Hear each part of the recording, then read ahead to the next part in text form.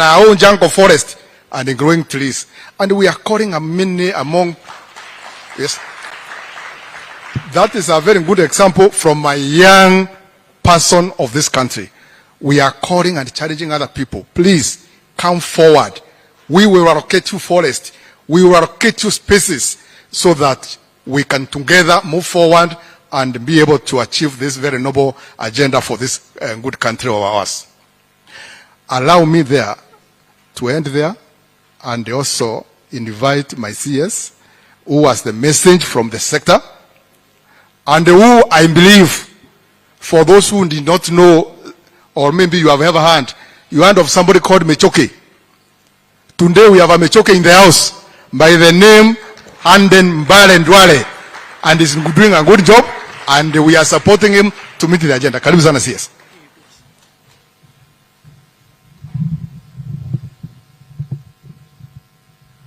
Your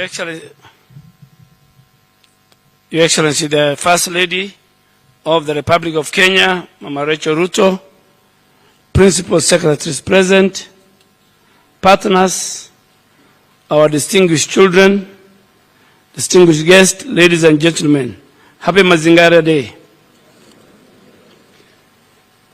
It's an honor and privilege to stand before you here today at this year's First Ladies Mazingira Award Ceremony 2024, an event that signifies a crucial step towards nurturing the next generation of environmental champions. Today we celebrate not only the achievement of our learners, but also the transformative power of children in driving environmental resilience. The First Ladies Mazingira Awards, FLAMA, provides an exceptional platform where our young learners who represent the future of our country will do good and will be remembered in environmental protection.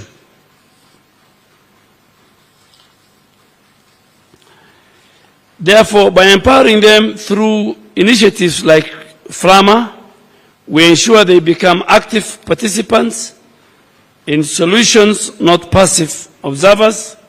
Furthermore, children possess a unique voice that cuts through the complexity, often hindering the adult discourse. Their genuine passion and concern for the environment inspire all of us to take collective and purposeful action. I proudly acknowledge the First Lady's critical role in elevating the voices of the children, making FLAMA a platform where they can participate, contribute, and where they can lead key policies and strategies that support children's active involvement in climate action. Your Excellency, ladies and gentlemen, we are all experiencing the first-hand impact of climate change. The recent floods that devastated our infrastructure and tragically claimed many lives, or 42 of them in Nairobi, are still fresh in our minds. Recognizing these adverse impacts, the Ministry of Environment, Climate Change and Forestry has taken proactive steps to create an enabling environment for children's participation in climate action, making our children the cornerstone of Kenya's environmental resilience. Through FLAMA, we are witnessing seeds of change being planted, and with these efforts, we will secure a sustainable future of our nation. I look forward to having the First Lady Mazingira Award as part of our official Mazingira Day celebrations. Moving forward, let us remain committed to supporting and empowering our learners, knowing that the future of the environment and our climate depends on the actions we take today, with the full participation of our children. Your Excellency, Kenya has a green constitution. And I have a very good reason why I say Kenya has a green constitution. Because if you look at the preamble of the constitution, preamble number 4, and I had the opportunity, Your Excellency, distinguished guests, that preamble number 4 talks about conserving the environment for now and for future generations. And by UNEP being the headquarters, Nairobi hosting the United Nations Environmental Program, that qualifies Nairobi to be the capital, the environmental capital city of the world. And with the good leadership of His Excellency the President, and you, our First Lady, we have no choice whatsoever as a country to restore our landscape, to restore our ecosystem, to secure our biodiversity, to plant and grow more trees, and to increase our forest cover from 10% to 30% by 2023. So it's not a choice, it's an obligation, it's a constitutional obligation. And if you allow me, our First Lady Mama wa Taifa, I came from a human security docket, and now I'm in climate security.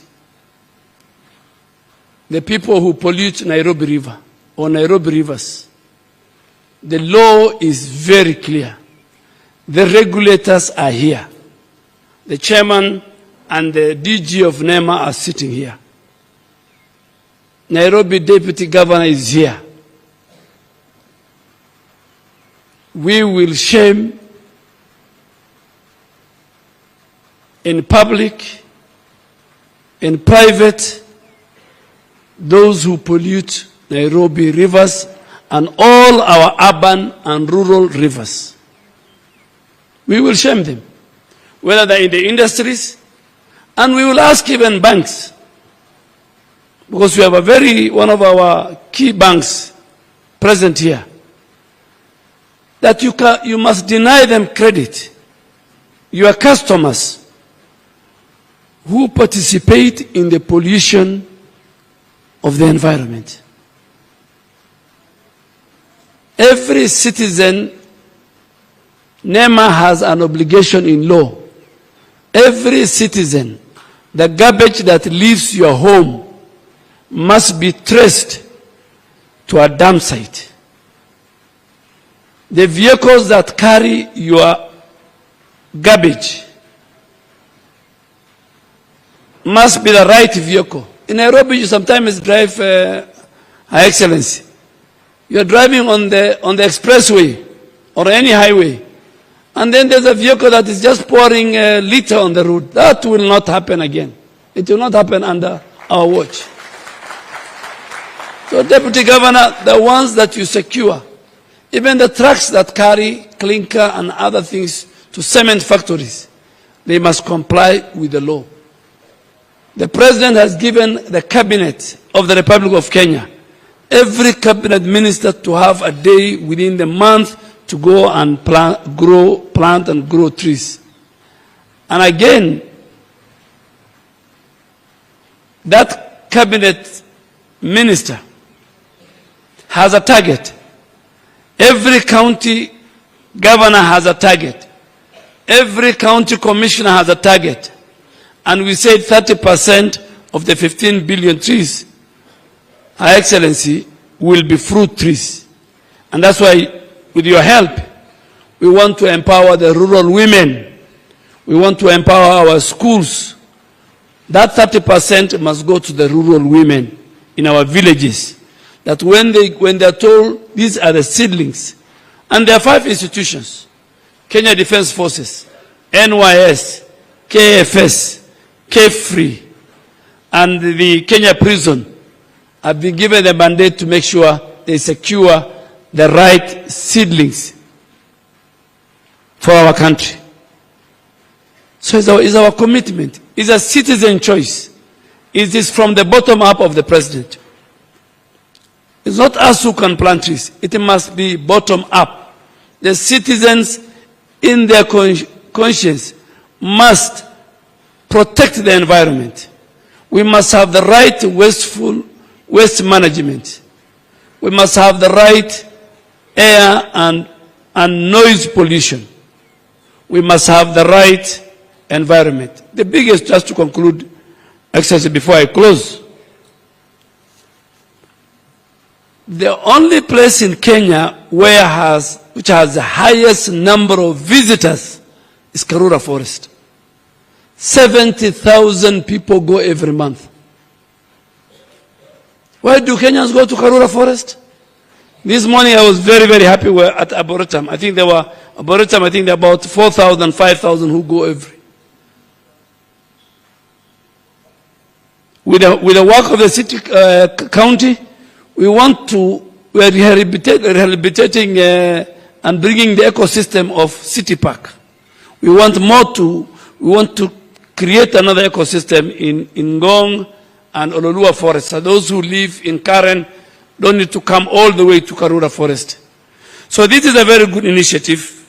Mama wa Taifa, you have our support. Me, I know what you have done with empowering women.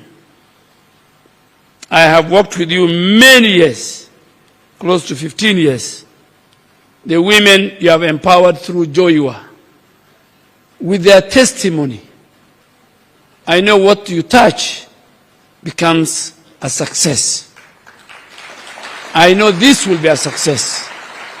And there are many, many people, private sector, public sector, international organization involved, diplomatic organizations in our country who will come to support you.